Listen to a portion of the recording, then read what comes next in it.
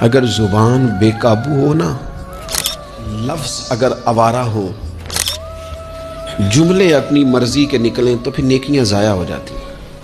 اگر بہت بولنے کی عادت ہو اور جو مرضی کہہ دینے کی عادت ہو اور اپنے غصے پر کنٹرول کا مزاج نہ ہو تو پھر نیکیاں برباد ہو جاتی ہیں۔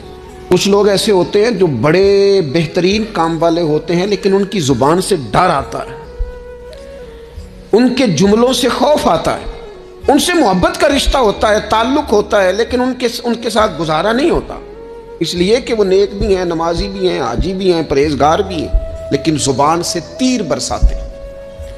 ان کے جملے نہیں ہوتے، ان کے نشتر ہوتے ہیں جو دلوں کو گھائل کرتے۔